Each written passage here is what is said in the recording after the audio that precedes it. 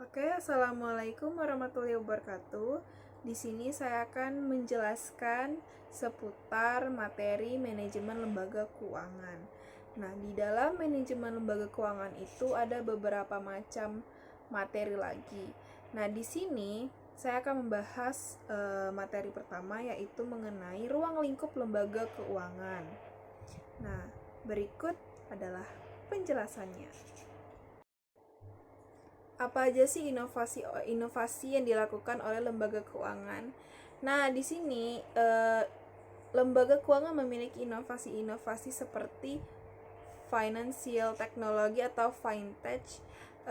Dia itu melingkup kayak QRIS contohnya, terus dia scan barcode, terus ada juga cashless dan juga cardless. Jadi ini termasuk fintech, ialah kayak OVO, Shopee Pay, Dana, dan sebagainya. Kemudian ada yang namanya blockchain. Jadi blockchain itu adalah saluran yang terhubung secara menyeluruh. Nah, itu dia. Jadi ada dua ya, ada fintech dan blockchain. Nah, di masa depan lembaga keuangan ini dituntut untuk menyesuaikan dengan teknologi yang ada, terus meningkatkan regulasi dan perubahan serta perilaku konsumen. Jadi tantangan dari masa depan lembaga keuangan ini adalah dari 4 tadi, ada teknologi, ada juga regulasi, perubahan, dan juga perilaku konsumen. Nah, setelah kita tahu mengenai lembaga keuangan, kita memasuki perbankan atau bank-bank.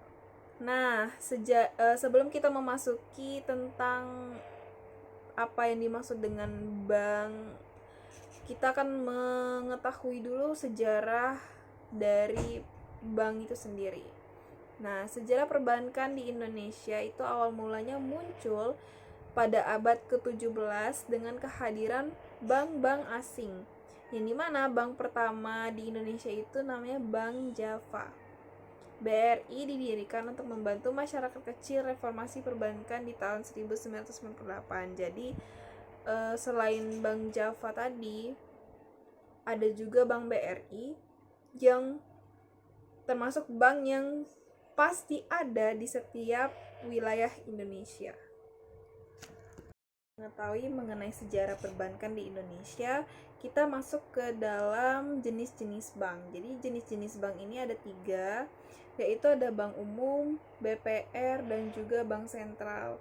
Nah, kita jelasin satu-satu. Jadi bank umum itu lembaga keuangan yang melayani masyarakat secara luas, yang menyediakan layanan seperti layanan tabungan, simpan pinjam, atau investasi. Nah, contoh dari bank umum itu yaitu ada Bank BRI, Bank BCA, Bank Mandiri, dan lain-lain sebagainya. Nah, terus ada juga BPR. Jadi apa itu BPR? BPR itu Bank Pengkreditan Rakyat, yang dimana ia berfokus pada pemberian pinjaman kepada masyarakat kecil di daerah-daerah terpencil. Nah, kemudian yang terakhir ada bank sentral. Jadi bank sentral ini berfokus pada bagian mengontrol keuangan dari bank-bank yang ada di negara tersebut. Jadi bank sentral di Indonesia itu cuma satu, namanya Bank Indonesia. Dan setiap negara pasti memiliki bank sentralnya sendiri. Nah, apa sih yang dimaksud dengan lembaga keuangan itu sendiri? Jadi, lembaga keuangan adalah entitas yang menyediakan layanan finansial, terus dia juga menyetorkan dana dan mengelola atau mendistribusikan dana. Terus ada jenis-jenis lembaga keuangan, ada 4, yaitu ada bank umum, bank syariah, koperasi, dan simpan pinjam. 4. Nah, apa sih peran dari lembaga keuangan itu sendiri? Jadi peran lembaga keuangan itu adalah mengintermediasi antara penabung dan peminjam. Jadi dia ini adalah penghubung antara penabung dan peminjam. Bila salah satunya nggak ada, ya tidak akan terjadinya suatu transaksi, dan maka tidak ada peran lembaga keuangan di dalamnya. Nah, di lembaga keuangan sendiri ada dampaknya juga. Dia ini berdampak bagi sektor ekonomi, yaitu membantu menciptakan lapangan pekerjaan, terus menciptakan kewirausahaan, dan juga mendorong pertumbuhan ekonomi yang berkelanjutan. Terus ada juga tantangan yang dihadapi dari lembaga keuangan itu sendiri. Nah, tantangan yang dihadapi itu adalah perubahan teknologi.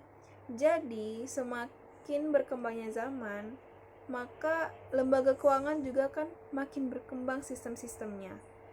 Terus persaingan global dan resiko ekonomi yang ada. Kemudian dalam bank, dia ada beberapa cara menentukan harga tersendiri. Ada 2 prinsip cara menentukan harga dari bank-bank tersebut. Ada 2, yaitu ada prinsip konvensional dan prinsip syariah. Apa sih bedanya prinsip konvensional dan prinsip syariah? Jadi, prinsip konvensional ini berdasarkan hukum-hukum secara tertulis dan terdata di pemerintah, bisa juga tertulis sesuai lembaganya masing-masing. Jadi mereka ada aturan-aturan secara umum. Kemudian bedanya dengan syariah, kalau syariah ini dia berdasarkan dari Al-Quran, aturan-aturan yang ada di Al-Quran. Jadi dia menyesuaikan secara kitab tertulis. Nah, itu yang membedakan prinsip konvensional dan syariah. Nah, di prinsip konvensional itu ada bunga, ada jasa, ada bank. Nah, kalau di syariah ini ada yang namanya bagi hasil, penyertaan modal, dan sewa murni. Jadi itu beda ya sistem-sistem dari setiap prinsip-prinsip bank dalam menentukan harganya masing-masing. Nah, ada juga target pasar dalam lembaga keuangan atau di dunia perbankan. Ada 3, ada retail, corporate bank, dan retail corporate bank. Nah, peran bank asing. Jadi selain bank-bank di Indonesia, kita masuk dulu nih ke dalam bank asing. Peran bank asing itu apa sih sebenarnya untuk negara Indonesia? Kan di Indonesia itu ada nih bank-bank asing kayak bank Danamon dan sebagainya. Nah, peran bank asing di sini berkontribusi dalam perekonomian di Indonesia melalui investasi dan pembiayaan proyek-proyek besar. Jadi kalau di Indonesia ada proyek-proyek besar, jadi peran bank asing ini itu mulai berkontribusi besar.